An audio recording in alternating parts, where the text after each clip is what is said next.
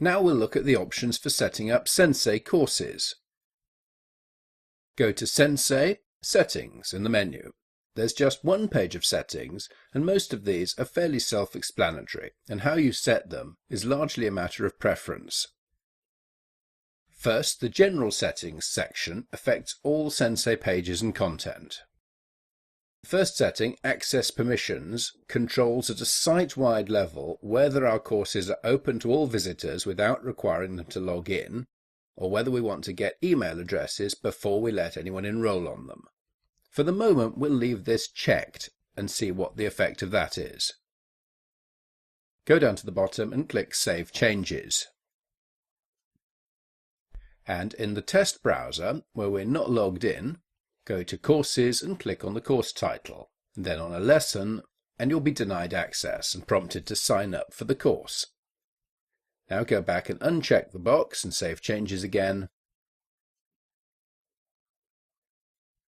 Then refresh the page, and now you're allowed access to the course.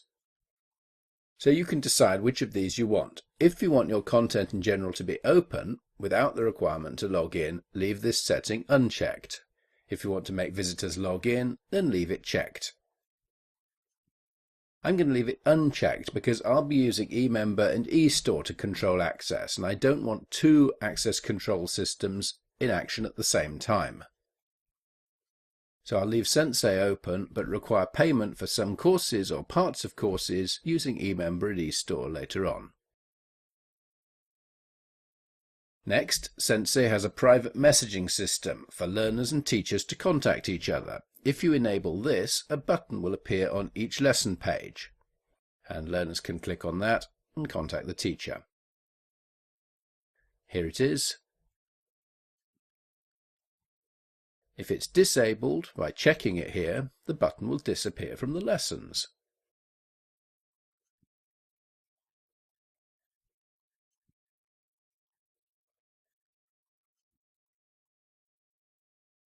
I'll enable this.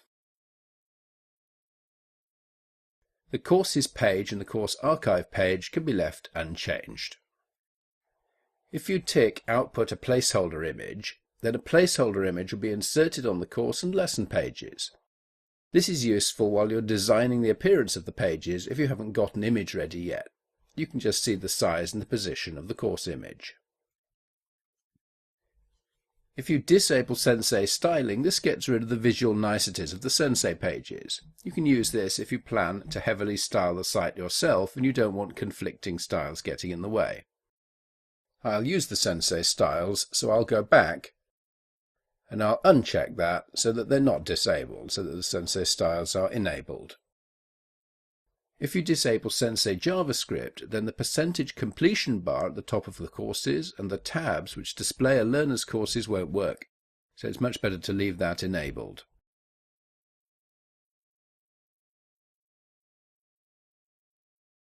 Now we're into the settings for course level.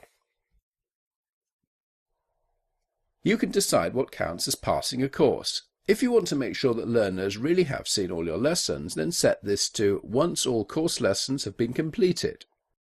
And in the individual lessons, you can exercise further control by requiring learners to achieve a pass mark which you specify in the quizzes.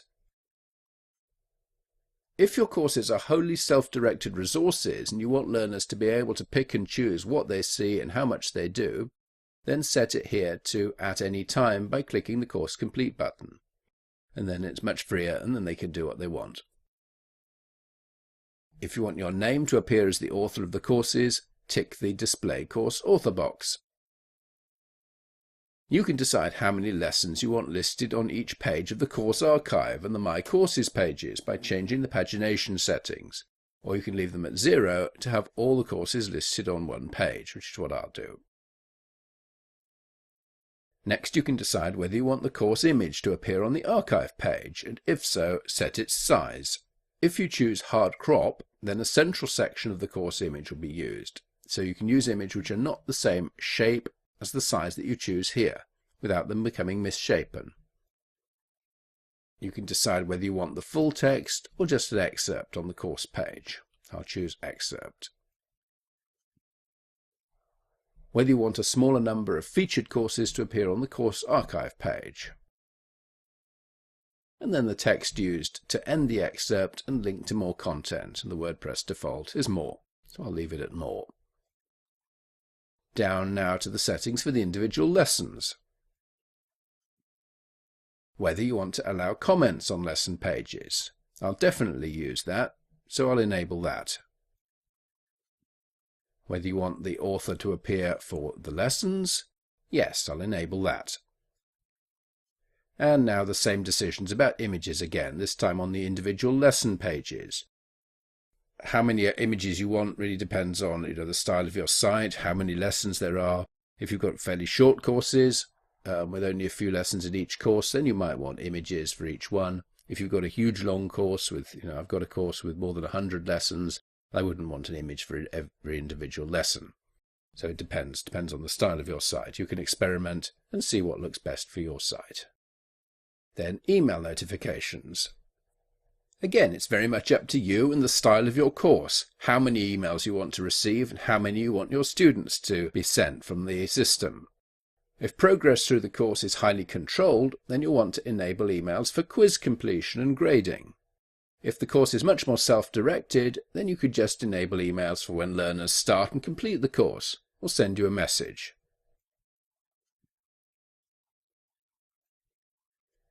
Now set the email account of the website.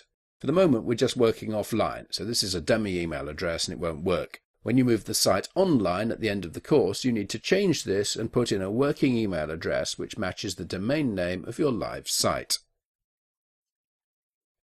Now the colours for the various parts of the emails. When you click in here, there's a nice colour wheel appears to help you choose. And finally, learner profiles.